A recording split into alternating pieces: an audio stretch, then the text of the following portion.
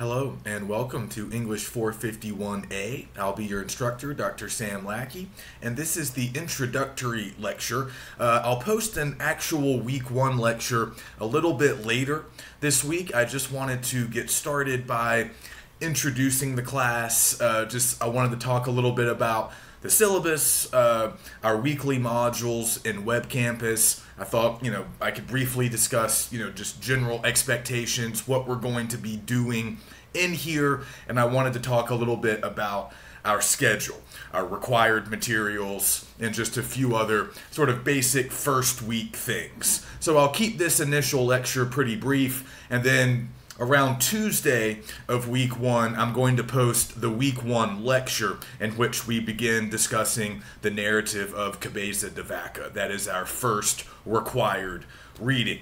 So let's just take a look, if we can, at the syllabus now. If you guys are able to get into the week 1 module in Canvas, you'll be able to take a look at basically everything that I've posted here for week 1. That includes the syllabus, and the week 1 overview, and of course my first couple of lecture videos will be there, along with the discussion post and any other assignments that we're going to be doing. That's always going to be posted in the weekly modules. So I just wanted to sort of show you guys that. I know we're familiar with Canvas. I don't need to belabor the point too much. I just wanted you guys to get comfortable checking our weekly modules at the beginning of each week.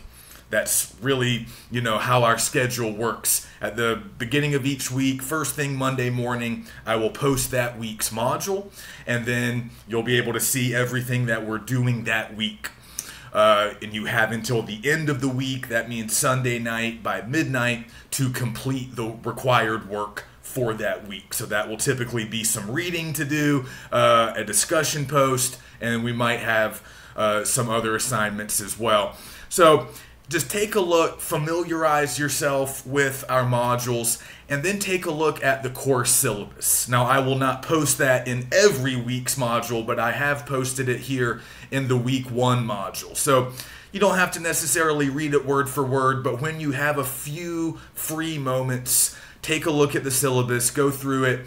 If you have any questions, let me know. You can find my contact information there. Of course, all of the policies and sort of rules and regulations that govern the course, but also you can see a list of our assignments along with point values. And then the most important part about the syllabus, the most important part of the syllabus, is really the detailed class schedule. So you can find that near the end of the document, and that is a complete week-by-week schedule, so you can see what we are doing each week for the entire semester, what we are reading. I've included all of the due dates, so you can see when all of the assignments are due. So I've provided that complete schedule because I typically only post the weekly modules 1 week at a time.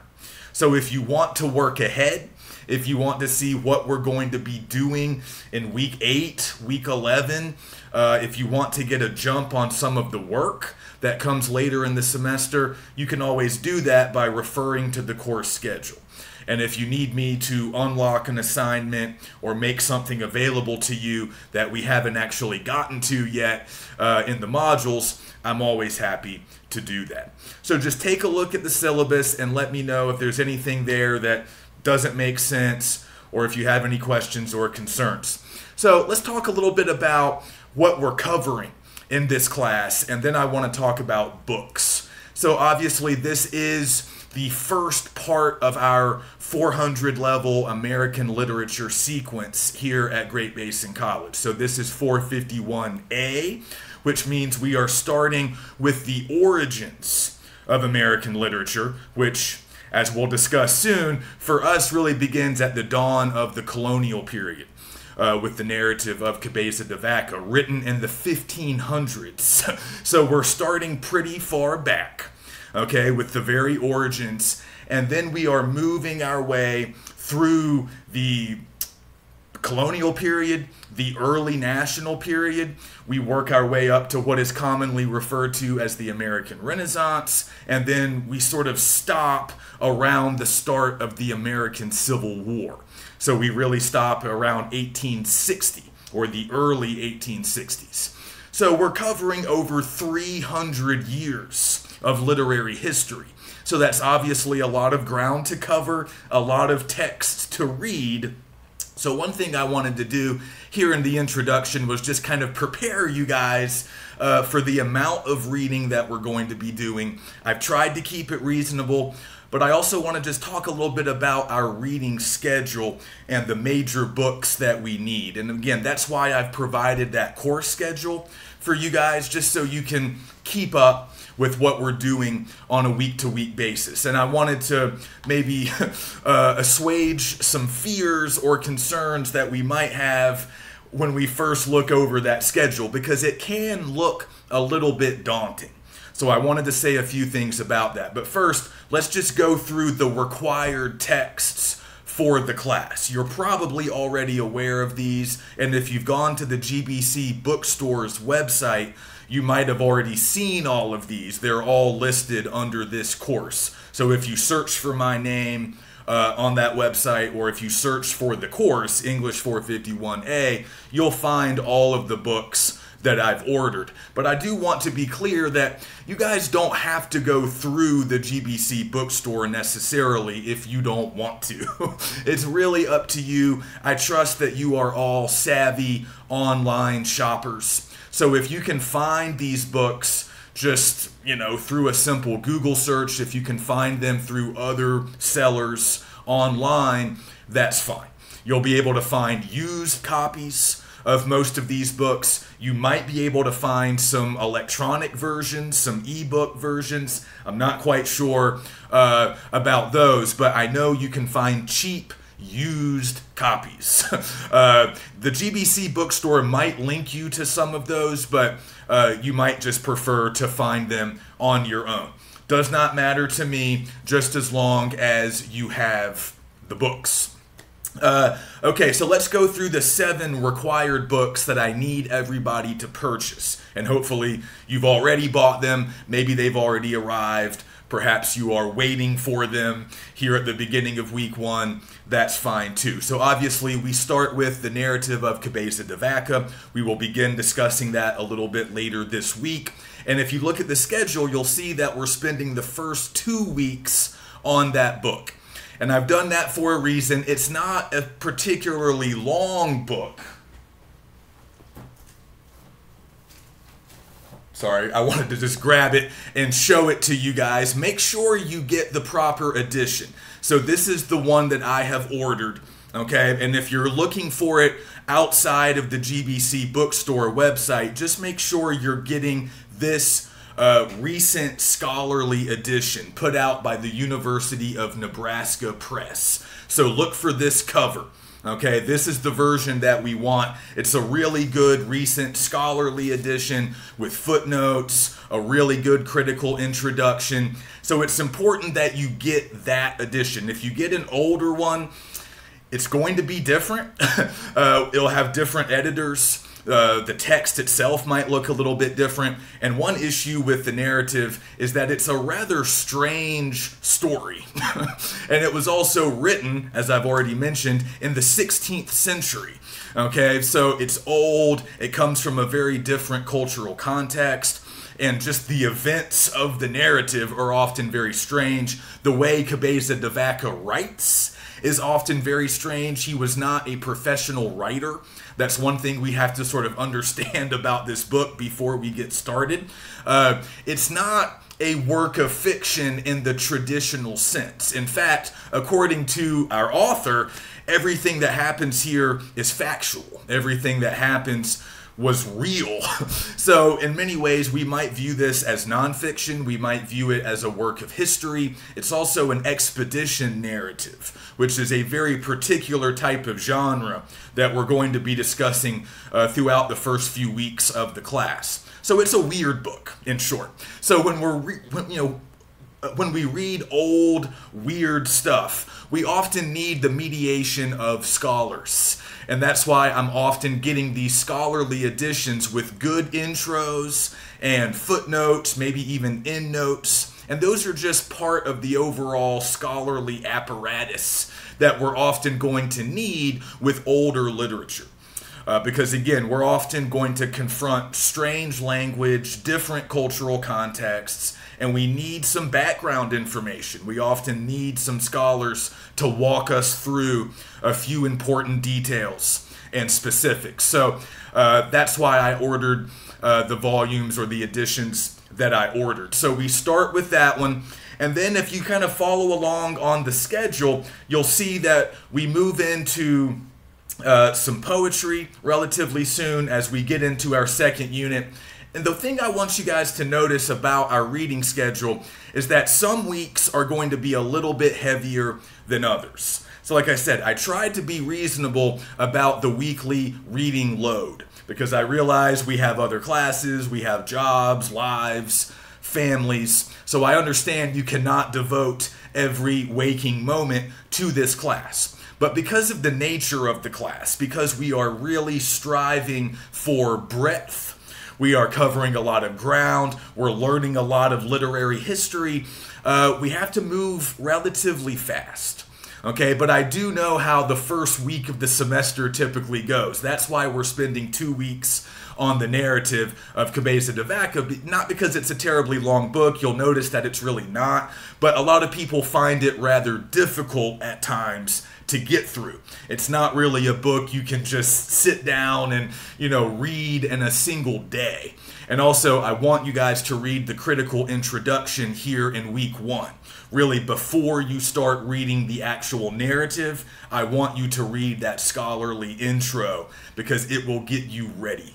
It will equip you with the information that you need to get started on the actual narrative. So, here in week 1, I understand that some of us might be waiting for our books to arrive. Maybe we're waiting for our financial aid to go through. Often, we're not quite ready to hit the ground running at the very beginning of week 1. So that's okay. I understand that if you don't get a chance to do a whole lot of reading this week, that's not the end of the world. At the very least, I'd like you to check out that critical intro and get started on the narrative. If you don't get very far, that's okay. You can finish the book next week. I just need everybody to be finished with it by the end of week 2. So again, my schedule is not always necessarily set in stone. It's more like a strong recommendation. I understand that sometimes we're going to read a little bit more at our own pace. And I would encourage that. I mean, you guys know how you read. You know how fast of a reader you are. You know, generally speaking, when you're going to have free time in which to read. So I'll let you guys be ultimately in charge of your own schedules. But I want you to keep my schedule handy, and I want you to refer to it often so you can stay more or less on schedule. If you're maybe a week behind, that's okay. But another thing that you can do periodically is maybe work ahead. Because like I said, not all weeks are created, all weeks are not created equal here in terms of the overall reading. So once we finish the narrative, we move on in week 3 to check out some Native American folk tales. So week 3 is going to be a lighter week in terms of the reading. The folk tales will take you some time, but they're not terribly long. And the only other thing I'm going to post in week 3 will be some excerpts from John Smith's A Description of New England. That's another example of an expedition narrative, so it pairs pretty well with Cabeza de Vaca, but the John Smith will be optional in week 3. That's an optional reading. So if you have time, I would like you to check it out. At least just read a little bit of it. But if you're swamped or if you're still finishing up the narrative of Cabeza de Vaca, then you don't really have to worry about the Smith. So because week 3 is a little bit lighter, you can use that time to either catch up or to work ahead. So you might look ahead and say, all right, in week 6, if you jump ahead in the schedule, well, really beginning with week 5, we start tackling novels, and we start moving through those novels pretty quickly. So in week 5, we're reading The Coquette by Hannah Webster Foster. That's a pretty short novel. Okay, so that's going to be manageable. You'll be able to get through that in a week.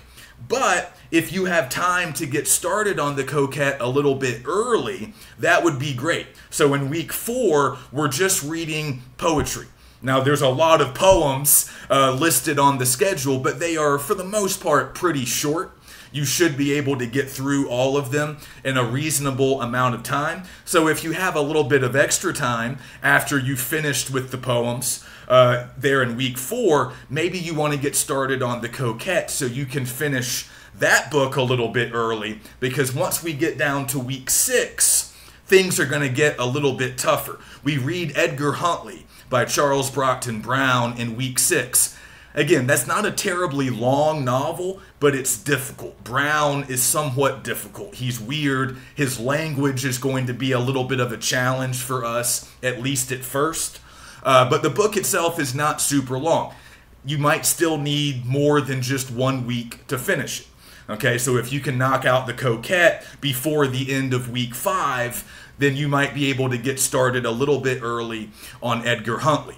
And then once we get to week 7, we tackle Hope Leslie by Catherine Maria Sedgwick. That is a pretty long novel. I'll go ahead and warn you guys. It would be great if you could get an early start on Hope Leslie. It's not do or die, but if you're able to start that novel before week 7, that would be excellent. That would give you a good chance to finish it more or less on time. I find the book to be a pretty quick read. It's action-packed. It's a lot more accessible than Brown or some of the earlier stuff that we're reading, just in terms of, being sort of easily accessible to modern readers. But it is long. It's a rather long novel. So you might want to give yourself a little bit more time to finish Hope Leslie. And then if we continue on the schedule, we hit week 8. That's when we begin our 3rd unit. And again, that's sort of a lighter week. So we're reading an essay by Emerson, a couple of short stories by Hawthorne. We're also reading The Legend of Sleepy Hollow by Washington Irving, which is kind of like, maybe some people might consider it a long short story or even a novella. It's probably somewhere between those two. So it's a little bit on the longer side, but not that difficult of a read. So week 8 is a pretty light week. So if you're still finishing up Hope Leslie during week 8, that's not a big deal.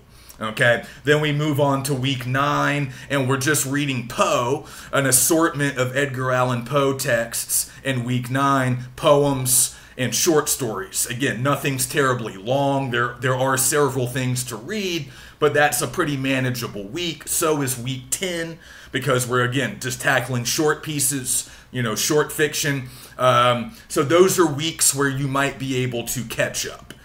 And I would like everybody to be more or less caught up by the start of week 11, because that's when we move into Herman Melville. And we're reading Benito Cereno, which again is somewhere between a short story and a short novel. It might be called by many a novelette or a novella. So a little bit on the long side, and it's sort of a difficult, challenging text in many ways. And we're also reading the Encantadas in week 11. That's a collection of short stories by Melville that are all kind of related and connected. So some people read them as sort of one complete work. Other people think you can sort of approach those individual short stories as standalone pieces. But we're going to read all of those. So week 11 is a heavier week, and Melville is challenging. So I think it would be in your best interest to be caught up with everything we've read so far heading into week 11, so you can really focus on Melville that week. And then in week 12, we read Leaves of Grass by Walt Whitman. Again, that's not really difficult to get through in a single week. At least I don't think. It's not super long. Whitman can be challenging. His sort of rambling free verse style can be a challenge to some, but Generally, people can get through that in a week.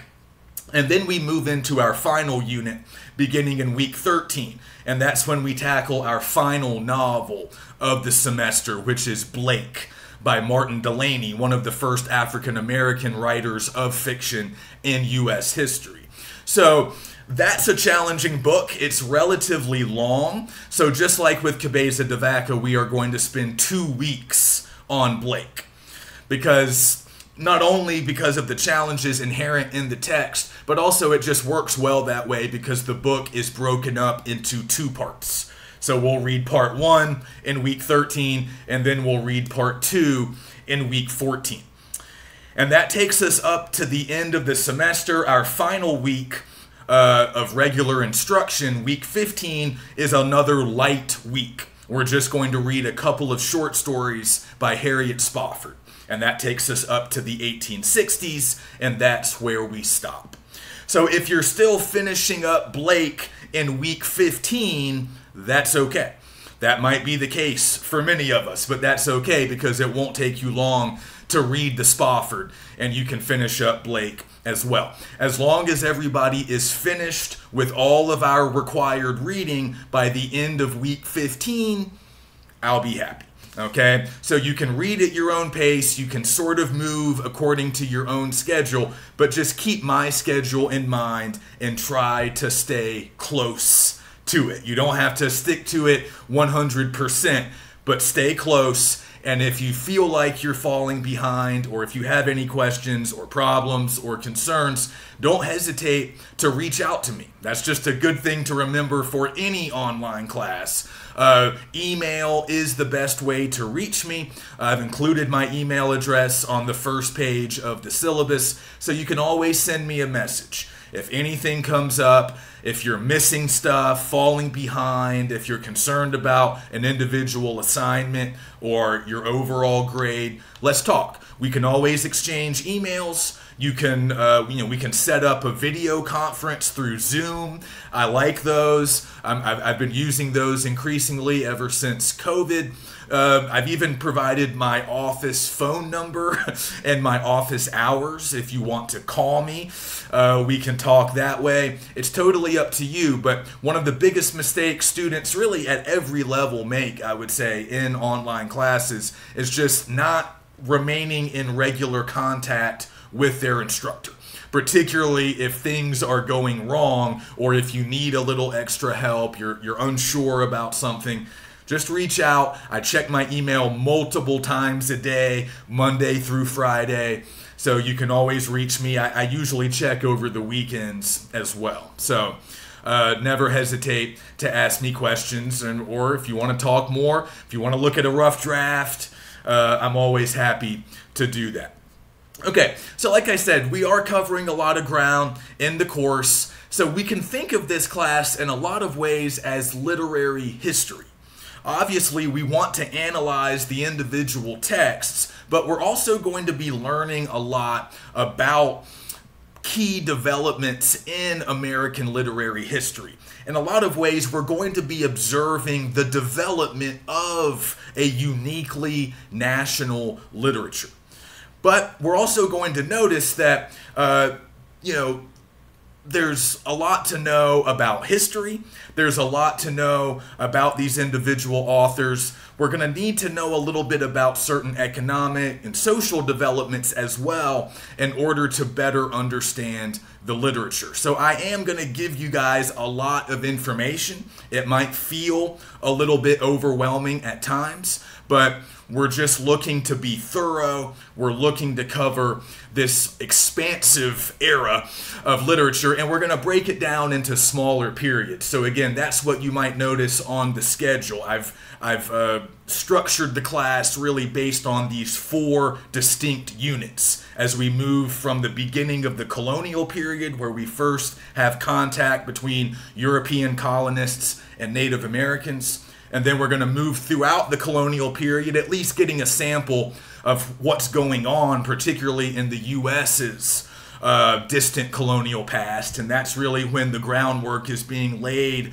for a national literature. Then we move up to the early republic, The era of the early republic, that's right after American independence, right after the U.S. becomes an independent nation. So that really kicks into gear around week 5 when we check out the Coquette. That's, you know, one of the first sort of significant novels of our independent period, coming out in the 1790s.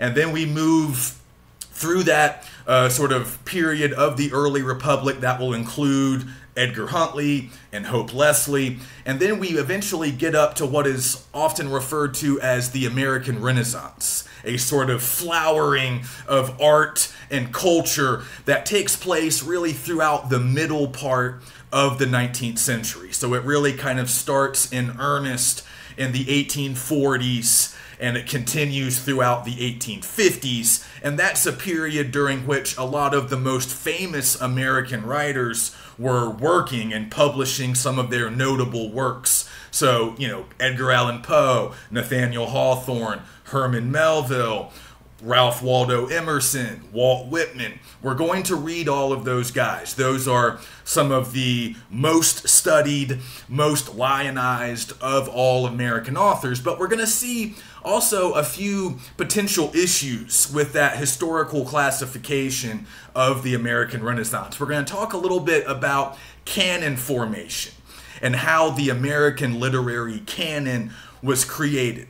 So that's just kind of an interest of mine. It's not going to be a primary focus, but it will be something that we talk about later in the semester when we start reading some of those big names. We're going to talk about something that happened around the middle of the 20th century, the 1940s, 1950s. That's when a group of academics, mostly male, white academics, working at elite American colleges and universities, sat down and sort of created what we could refer to as the canon, the American literary canon, a collection of the most important works created by American authors. But we're going to see some problems with that initial canon. We're going to see that it was relatively exclusionary.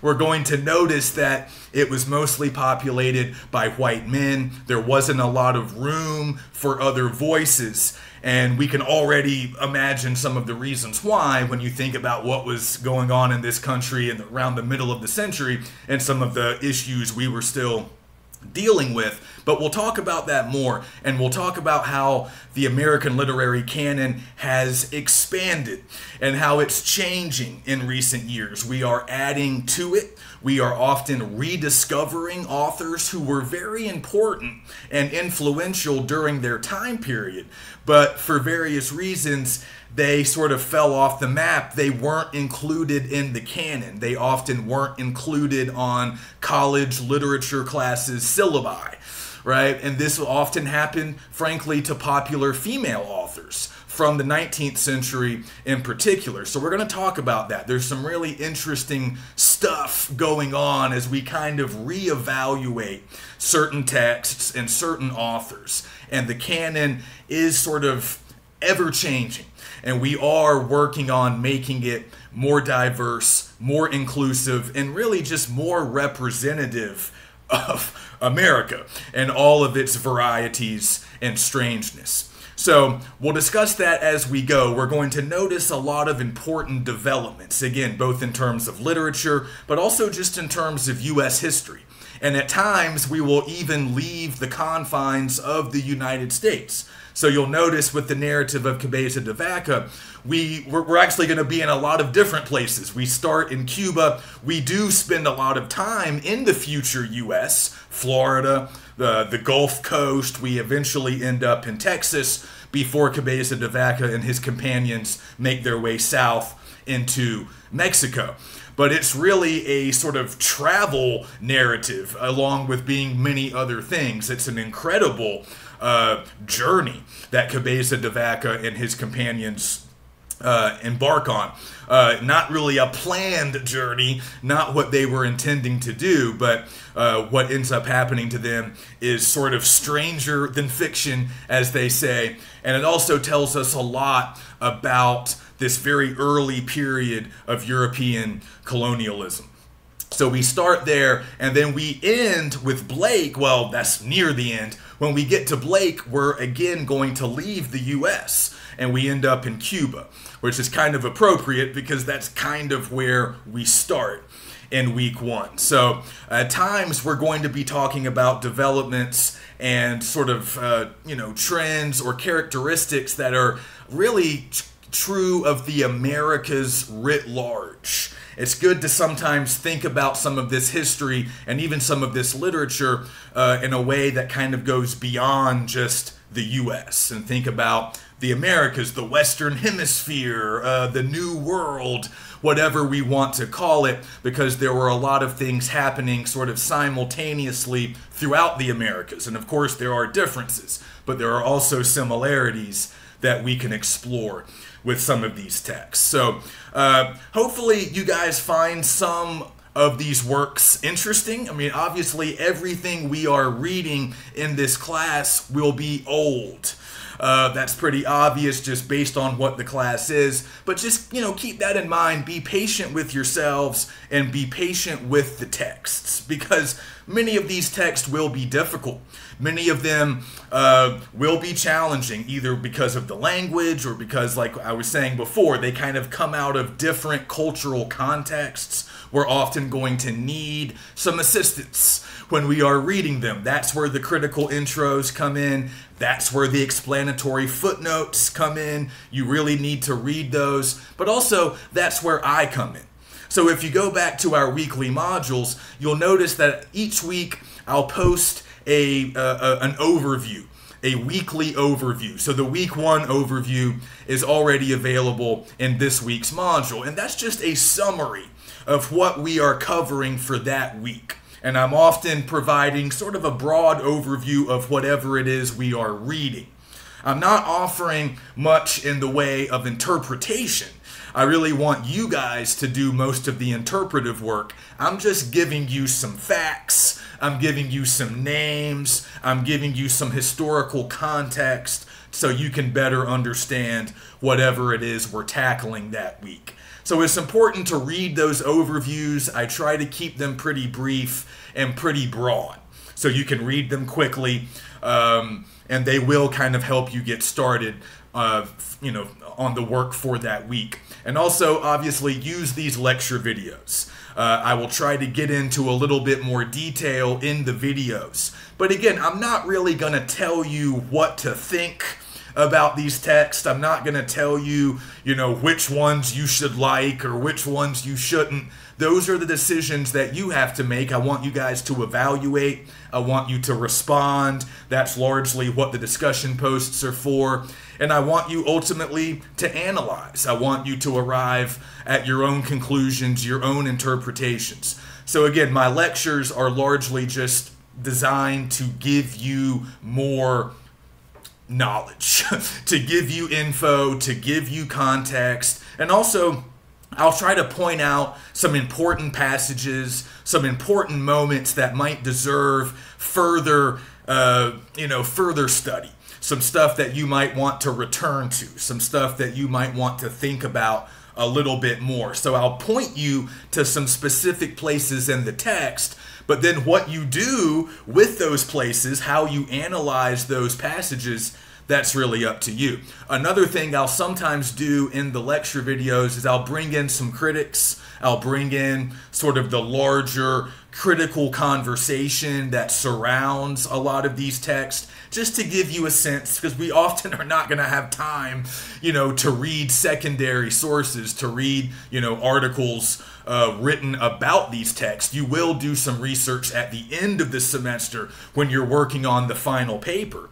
But on a week-to-week basis, I don't really expect you guys to be able to do that. So I'll periodically post some articles, and they'll be optional reading. If you have time, you can look at them. If you don't have time, you can sort of just move on, but they will be there for you. And maybe you read them later, maybe you don't get to them until the end of the semester, and that would really be fine. But I'll just try to give you a little bit of that critical conversation, because that's often important to know a little bit about, especially with these canonical texts that have been written about and talked about for a long time. But in some cases, interpretation shifts, and our perception of these texts, in some cases, has changed over time. So I can talk about that as well. And I'll also be, providing historical frameworks. We are going to explore, like I said, a lot of different aspects of American sort of cultural history, literary history. It's not a history class, but I will give you a lot of historical info because it's often important as context. So that's pretty much it as far as the modules and the syllabus. We've covered the required books. So the final thing I'll mention is just our assignments. We'll talk a little bit about our specific assignments. You can find all of that information in the syllabus. But you'll notice here in week 1, we are starting our discussion posts. So we do have weekly discussions. We won't do one every single week, but we'll do them most weeks. And you guys have done enough discussion boards by now. I don't think I need to explain their function. But really, in a literature class, discussion is essential.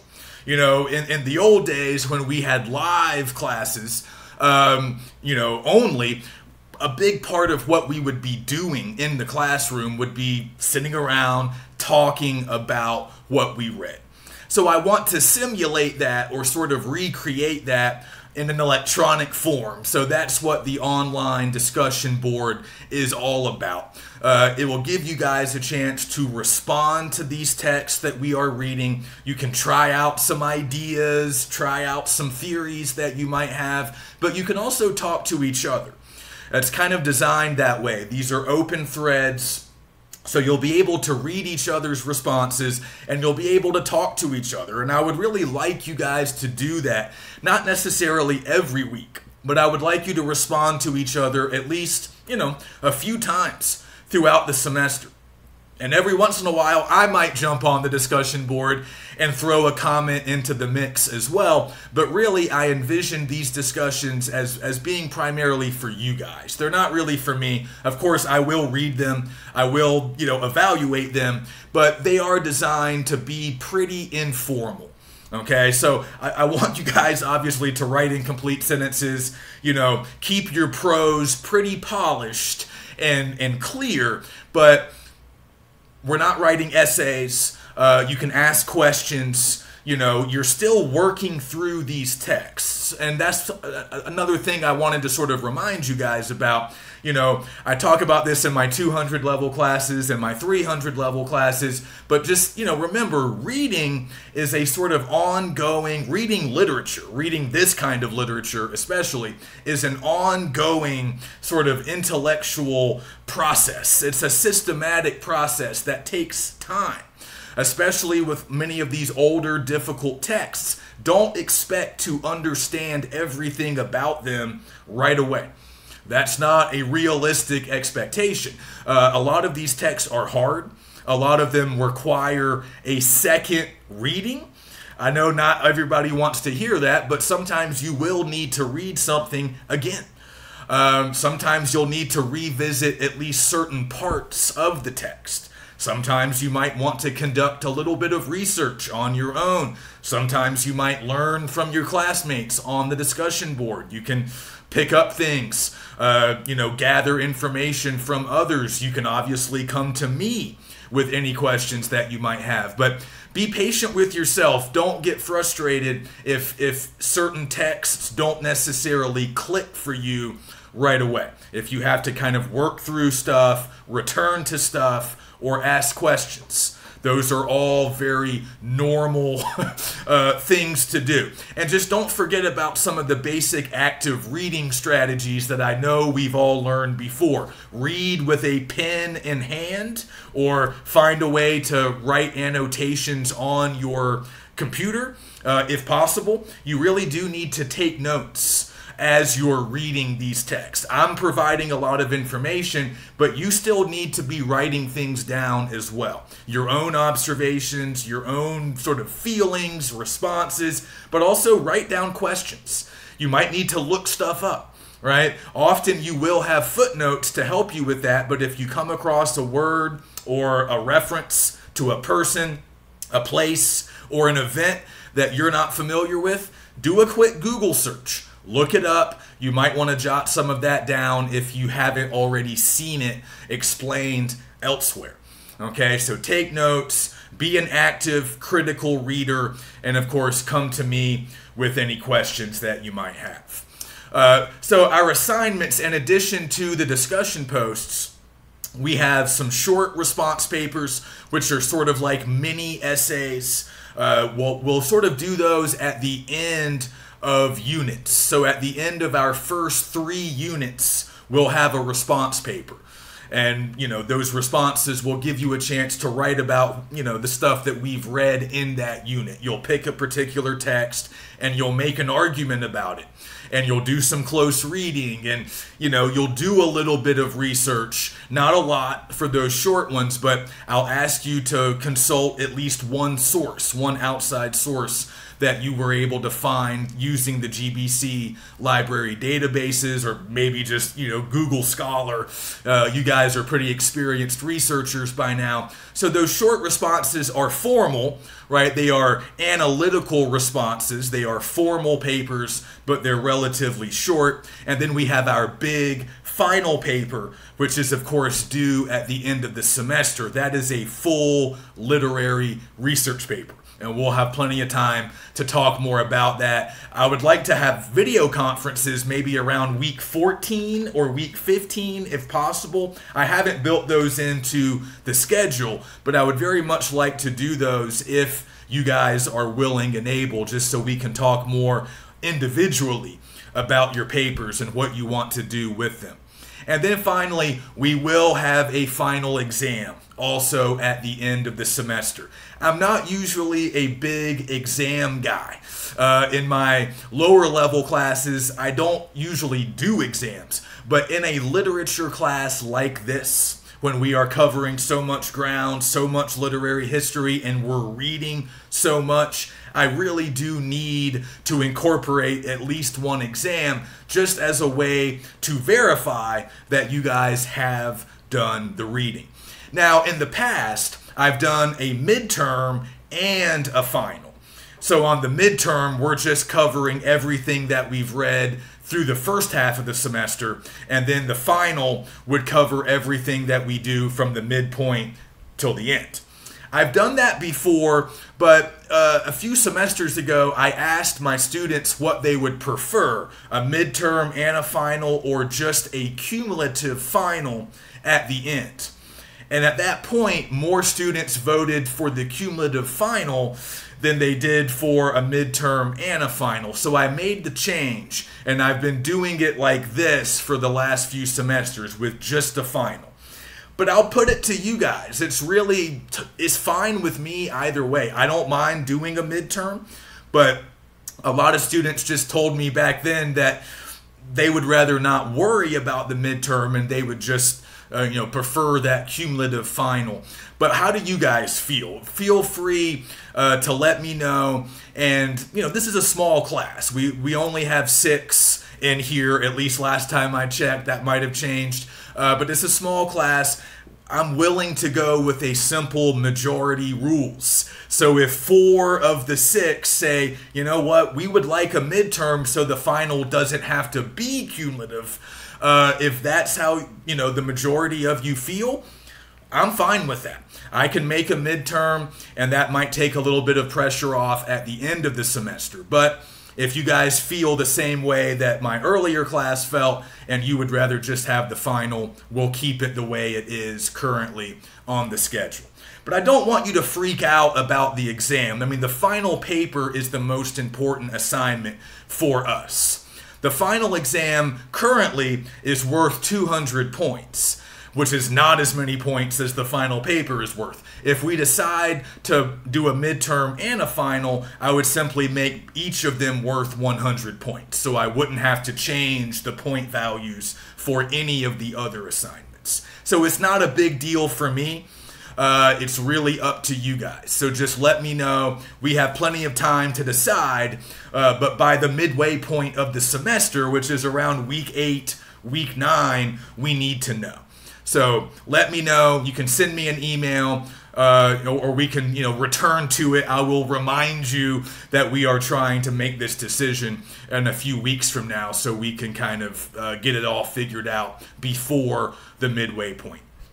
And that's it.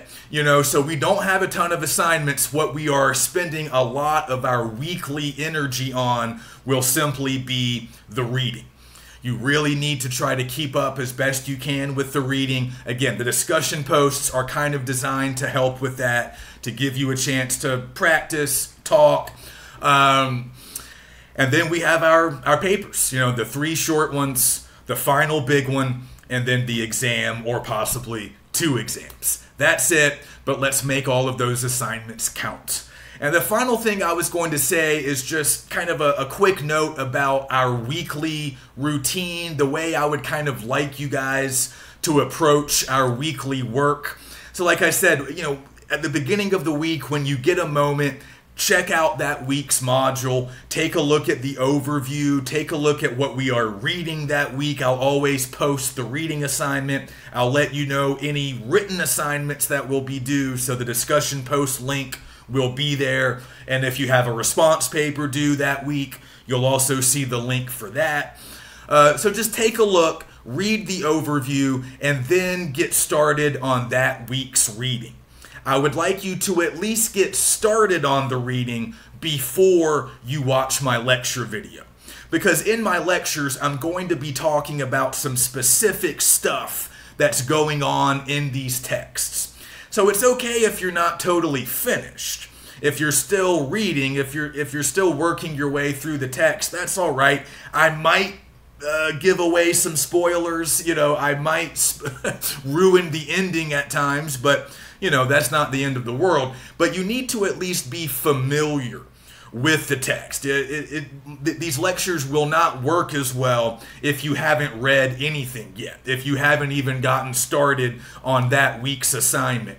At least be about halfway, or at least be working on it. That will make my lecture more helpful, more useful. Because otherwise, if you haven't even gotten started, I'm going to be saying stuff and discussing things that might be strange to you, alien to you. You might find the lecture kind of hard to follow or hard to understand. So try to get a jump on the reading as quickly as you can.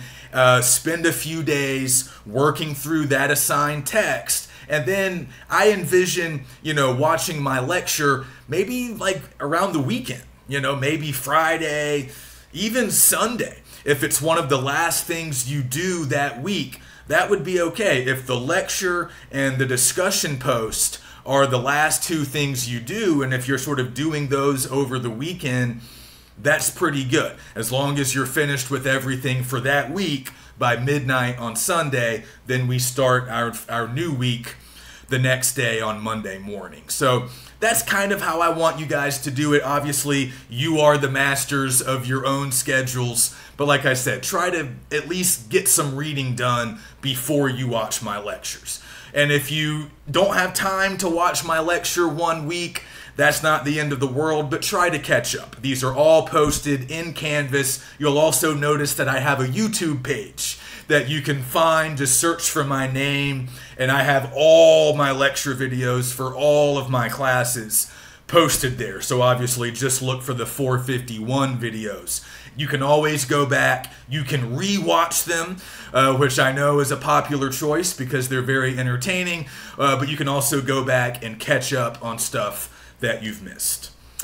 All right, that's it. Just take a look at the week 1 stuff, take a look at the syllabus, and let me know if you have any questions or concerns. On Tuesday of week 1, I'm going to post the first lecture on Cabeza de Vaca. So I'm going to label that as the week 1 lecture. This is the introduction lecture. Okay, so we will get started on Cabeza de Vaca a little bit later this week, and then I'll have a second lecture on the book posted at the beginning of week 2. So I will see you then, and please get in touch with me if you need anything.